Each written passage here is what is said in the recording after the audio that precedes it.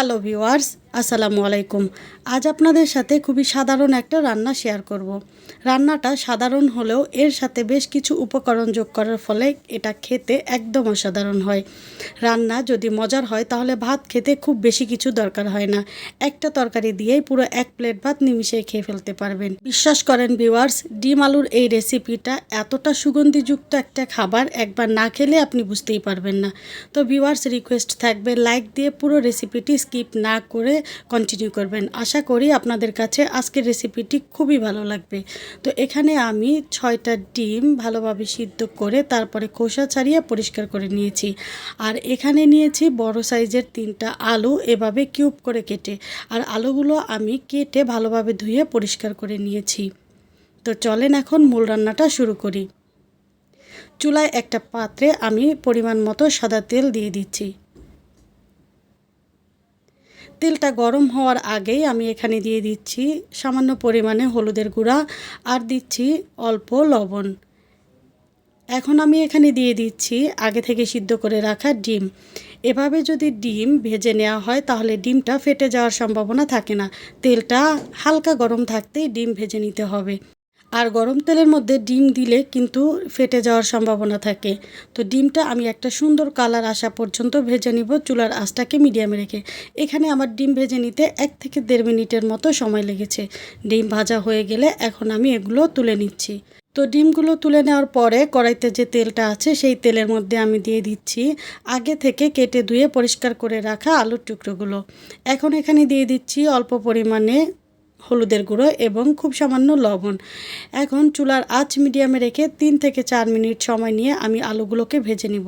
আলুগুলো এমনভাবে ভাজবো যাতে আলুতে সুন্দর একটা কালার আসে কিন্তু কোনোভাবেই পুড়ে না যায়। তো ভিউয়ার্স দেখেন, এখানে আমার আলুগুলো খুব সুন্দর করে ভাজা হয়ে গিয়েছে। এখন যতটা সম্ভব তেল ঝরিয়ে আলুগুলো তুলে নিচ্ছি। আলু তুলে নেওয়ার পরে কড়াইতে যে তেলটা আছে সেই তেলের মধ্যে দিয়ে দিচ্ছি বড় সাইজের 3টা পেঁয়াজ কুচি। পেঁয়াজটা আমি হালকা বাদামি কালার করে ভেজে নিব। তো ভিউয়ার্স দেখেন, এখানে আমার পেঁয়াজটা বাদামি কালার করে ভাজা হয়ে গিয়েছে। এখন আমি এখানে দিয়ে দিচ্ছি অল্প পরিমাণে পানি, যাতে পরবর্তীতে যে গুঁড়া মশলাটা ব্যবহার করব সেগুলো পুড়ে না যায়। দিয়ে দিচ্ছি একটা পাকা টমেটো। আর প্রথমেই এখানে দিয়ে দিচ্ছি 1 চা চামচ লবণ। যেহেতু আমি আলু এবং ডিম আগেই লবণ দিয়ে ভেজেছি, তাই লবণের পরিমাণটা একটু কম করে দিব। আর দিয়েছি 1/2 চা চামচ হলুদের গুঁড়া। আগে কিন্তু আমি হলুদের গুঁড়া দিয়ে 2টা উপকরণ ভেজে নিয়েছি। দিয়ে দিচ্ছি উঁচু করে 1 চা চামচ লাল মরিচের গুঁড়ো, 1/2 চা চামচ ধনিয়ার গুঁড়ো এবং 1/2 চা চামচ জিরার গুঁড়ো। আর এখানে দিয়ে দিচ্ছি 1/3 টিস্পুন গরম মশলার গুঁড়ো। আর দিয়ে দিলাম 1 চা চামচ ভর্তি করে আদা এবং রসুন বাটা। এখন পুরো মশলাটা আমি খুব ভালোভাবে কষিয়ে নেব যতক্ষণ পর্যন্ত না টমেটো গলে যায় আর মশলা থেকে পানিটা পুরোপুরি টেনে যায়। তো দেখেন ভিউয়ার্স, এখানে কিন্তু আমার মশলাটা খুব ভালোভাবে কষানো হয়ে গিয়েছে আর মশলা থেকে তেল ছেড়ে দিয়েছে। এখন আমি এখানে দিয়ে দিচ্ছি আগে থেকে ভেজে রাখা আলু। আলুটা দিয়ে আমি চুলার আঁচ মিডিয়ামে রেখে 2 থেকে 3 মিনিট কষিয়ে নিব। কষানোর এই সময়টাতে আমি এখানে কোনো পানি ব্যবহার করব না, তাই ঢাকনা দিয়ে ঢেকে তারপরে কষিয়ে নিব।